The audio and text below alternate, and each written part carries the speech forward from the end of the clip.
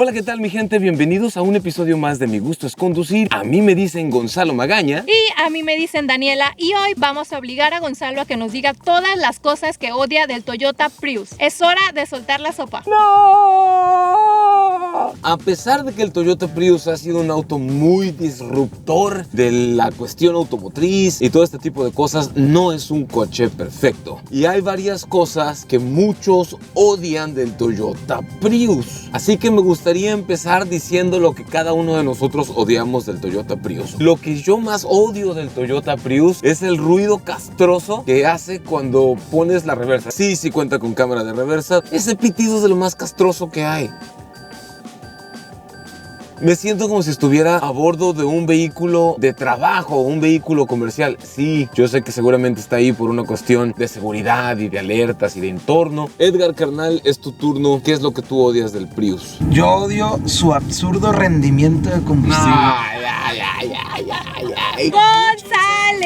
Tiene que haber algo que te caiga mal o te choque o te moleste de este coche. Fíjate que yo, si algo pudiera mejorarle, sí siento que podría ser el tema de altura. Pero la altura de adentro, dice. La altura del piso al tren motriz. A ver, si te entiendo correctamente, tú odias que el Toyota Prius sea un coche bajito. No. Yo no dije eso, ¿no? Tú estás cambiando mis palabras y las estás poniendo en tu boca. Mi vida, ¿tú qué cosa odias del Toyota Prius? Creo que sí, el vidrio de atrás me cuesta un poco más de tiempo en acostumbrarme que esté esa línea ahí que divide. El Prius es un coche que polariza las opiniones de algunas personas y que algunos dicen que no tiene sentido o que no vale la pena la cuestión del ahorro de combustible o la cuestión híbrida si no lo enchufas. Hay otros que dicen no me gusta el diseño de atrás o es un auto que puede ser unos centímetros más bajo que otros. Pero si yo te regalo un Prius, mi amor, o si yo les regalara a cada uno de ustedes un Prius, ¿de veras lo van a rechazar? ¿De veras me vas a decir que no? Todas las cosas terribles y horribles que algunos pudieran decir, realmente en la mayoría de las veces no es para tanto. Simplemente los humanos exageramos. Y así como el Prius, todos los coches tienen algo que se les puede mejorar, que cada persona le gustaría que fuera distinto. Pero antes de entrar en el resto de las cosas que a mí me gustaría que fueran diferentes, vamos a conocer un poco más de este vehículo. Bueno, te cuento que este Toyota Prius es 100% japonés. Allá se fabrica. Más Toyota no puede ser que esto. Edgar, ¿cómo anda de seguridad el Prius? ¿Es un coche inseguro, inestable, cero bolsas de aire, pésima calificación de seguridad? De hecho, este Prius, ahora a partir del 2020 hacia acá, le agregaron 2 bolsas más a las que ya traía. El coche contaba con 8 bolsas de aire, hoy cuenta con 10 bolsas de aire. Cuenta con control de tracción, control de estabilidad, distribución electrónica del frenado, frenadas de asistencia. O sea, es un coche full. Casi siempre traen 6 y sé que son 2 de cortina, 2 laterales y 2 frontales. ¿Dónde están las demás? Porque no me lo imagino. Debajo en tus rodillas hay una bolsa de aire. La otra que no está a simple vista es la que va debajo del asiento de donde está Gons. Para evitar el submarinismo, para que en caso de que cuando en una colisión, Dios no lo quiera, la mayoría de los coches, pues la inercia se transfiere hacia enfrente y te puedes llegar a deslizar por abajo del cinturón. Si sale una bolsa de ahí de abajo, te sostiene y evita que te hundas y que recibas lesiones más serias. Las otras 2 más que estarían ocultas a simple vista son las de la parte de acá de atrás, las que son de costilla para los ocupantes que están pegados a las puertas. Son las 6 habituales que todos los coches traen, que es conductor, pasajero. No todos los coches, hay coches que traen 2 todavía. Sí, es cierto, tienes razón. Que habitualmente traen los vehículos. Es un coche, para los estándares de las personas que miden la seguridad en cantidad de bolsas de aire, es el más seguro que hay en todo el mundo mundial. Sí, las bolsas de aire son importantes, pero son lo último que quieres usar. Y si realmente quieres ser una persona conocedora, cuando hablas de un vehículo, vale también la pena que no solo midas la seguridad en número de bolsas de aire, sino en las otras cosas que evitan que te des un trancazo para que se abran las bolsas. Como lo que dijiste, el control de tracción, el control de estabilidad, la distribución electrónica de frenado, las estructuras de acero de alta y ultra alta resistencia para absorber y mitigar impactos. Costo-beneficio es un tema muy interesante del Toyota Prius porque ha venido bajando de precio, por así decirlo. Yo recuerdo que el Prius llegó a costar más caro de lo que cuesta ahora, o me estoy equivocando. Te voy a ser honesto, a mí me tocó vender la nueva generación de Prius, la que ya venía un poco más accesible. Platicando ahorita, Gonzalo me comentaba que hace 4 años el primer coche que manejó para su canal fue un Prius. No este Prius, pero un Prius. 4 años tengo yo en la marca también. No me tocó vender esos Prius a mí. Precisamente cuando yo entré a Toyota fue ese momento de transición de que iba saliendo la plataforma anterior, que esa sí era la que estaba un poquito más costosa. En aquel entonces o la generación anterior, tal vez el número, la cifra en pesos o dólares pudo haber sido menor de lo que es ahora, pero en proporción a lo que costaban el resto de los autos compactos en aquel entonces, el Prius era un coche con un precio más elevado. En general, como era altamente tecnológico, lo más reciente, la tecnología más disruptiva, el costo de las baterías también en aquel entonces era mayor, y el Prius era un vehículo que no estaba al alcance de tantas personas. Cuéntame un poco más de la comodidad, del interior. En este caso yo te preguntaría, mi cielo, ¿te parece que es un coche donde tú con tu metro con 74 centímetros de altura no puedes estirar las piernas o vas muy ceñida? No me parece para nada que sea un coche apretado, al contrario, tengo bastante espacio para poder sentarme y manejar a mis anchas y además llevar un pasajero alto a mis espaldas. ¿Qué onda? Soy José y soy alto. Voy totalmente erguido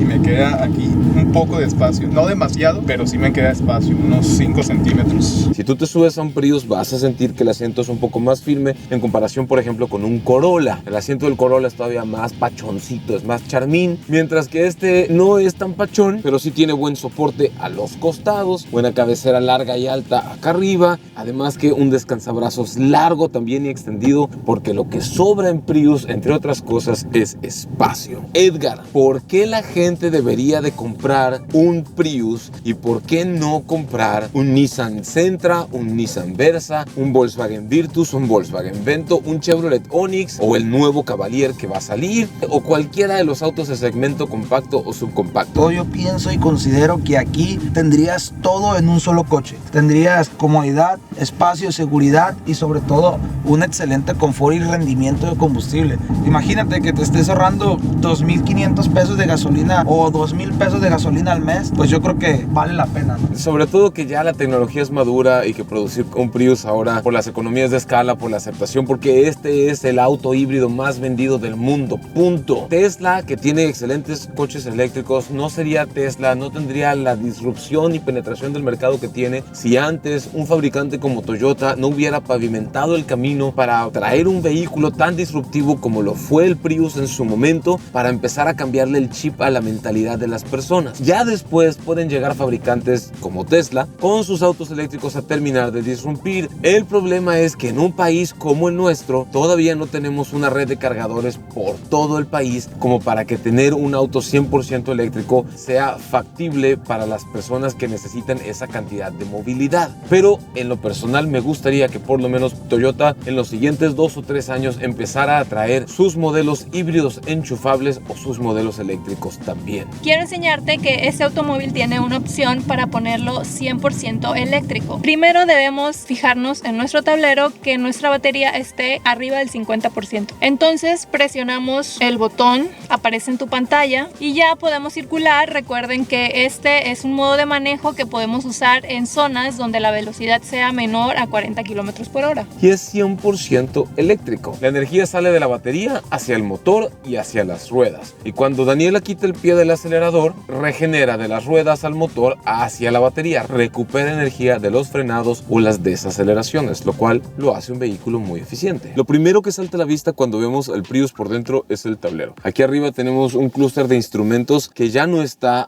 sobre el volante, sino está en esta zona. Y en el display podemos ver muy grande, pero muy grande, el velocímetro digital. De hecho, esa es una de las cosas que más me gusta del interior. Hay personas que no les gusta ese tablero ahí. A nosotros, tanto a ella como a mí, nos gusta mucho. Me parece que es una ubicación idónea y una vez que te acostumbras, te queda justo debajo de tu línea visual y no tienes que andar viendo entre tus manos en el volante y así, sino lo tienes justo ahí. Como el tablero está cubierto, también tapa muy bien el brillo del sol y esas cosas y siempre queda visible toda la información importante. En la consola central tenemos el centro de infoentretenimiento con las ventilas de aire acondicionado aquí arriba, cosa que me gustan mucho porque puede llegar el aire hasta la segunda fila de asientos, así como una pantalla de aproximadamente 8 pulgadas con todos los atajos que ya podemos esperar del infoentretenimiento de Toyota. El aire acondicionado funciona cuando tienes el vehículo detenido con la energía exclusivamente de la batería. ¿Y esta energía de dónde sale entonces? Esta energía sale de lo que se recupera del motor de combustión cuando el motor de combustión está funcionando. Cada vez que tú dejas de acelerar y el motor está encendido, cada vez que tú llegas a un semáforo y te detienes y el motor sigue encendido, es energía que estás desperdiciando porque no estás moviendo el coche. Pero en el Prius, esa energía se guarda en la batería para ser usada de otra forma, ya sea como impulso a las ruedas o como ahorita con el aire acondicionado y el infoentretenimiento. Creo que me encanta este diseño de la palanca de cambios. Me estoy haciendo muy fan de las palancas pequeñas y sencillas, o sea, así muy básicas, porque se me hace, para mi gusto personal, pues práctico. Simplemente son pocos movimientos. Además, el bonito color azul te hace recordar que estás en un coche híbrido o ecológico. Entonces, Gonz, ¿piensas que este automóvil es el más perfecto que existe y deberías de tenerlo en tu cochera, o tú crees que le cambiarías algo? Creo que aunque es un coche muy bueno, sí hay algo que me gustaría que fuera diferente. Yo sé, plug-in,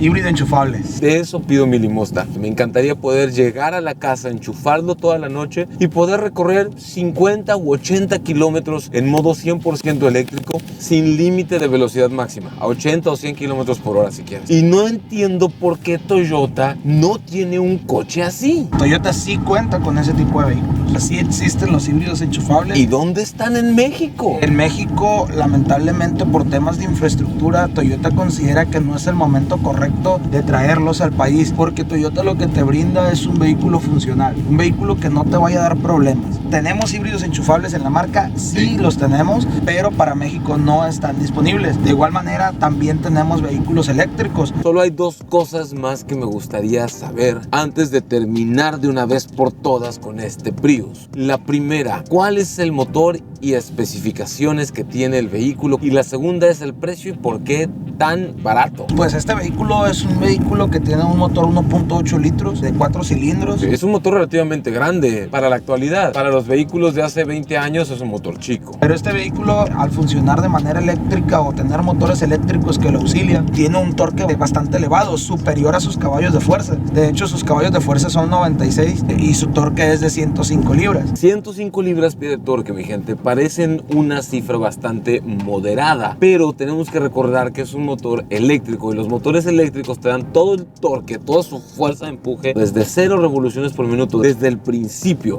mientras que los autos a gasolina te dan su máximo torque con el motor revolucionado lo más que se puede, gastando un montón de gasolina. En ese sentido, tener las 105 libras-pie de torque hace que el coche te empuje con todo desde el principio y se siente, el torque está presente. Hay que probarlo, hay que probarlo. Modo power puesto. No le pongan los dos pies porque este trae Smart Start Technology y no lo va a permitir. Y pon el acelerador en el fondo porque ahorita el motor de gasolina está apagado. 3, 2, 1, aceleración. Eso.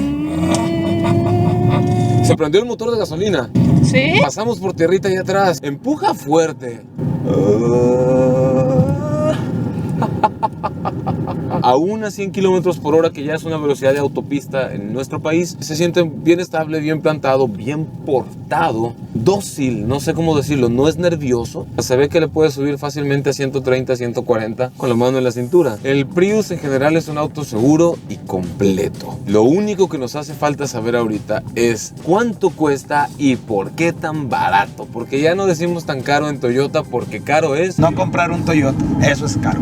¿Cuánto necesita Daniela entonces para necesita llevárselo? Para comprarse un vehículo de estos 433,300 pesos. Mexicanos, que son aproximadamente 21,900 dólares norteamericanos al tipo de cambio del día de hoy y puede variar sin previo aviso. Consulten su concesionario más cercano. Por este precio, el buen consumo, los incentivos fiscales y en algunos estados de mi país no paga incluso casetas. Además de otras cosas, creo que sí vale la pena un Prius. ¿Es un coche para todos? Sí, definitivamente es un coche para todos. Mira, iba a decir que no existe un carro perfecto. Yo creo que salvo la cuestión del precio, que tal vez las familias con presupuestos más pequeños no les va a alcanzar para un Prius, fuera de eso, vale la pena. Me dicen Gonzalo Magaña. A mí me dicen Daniela. Mi nombre es Edgar Ontiveros. Nos vemos en el próximo video.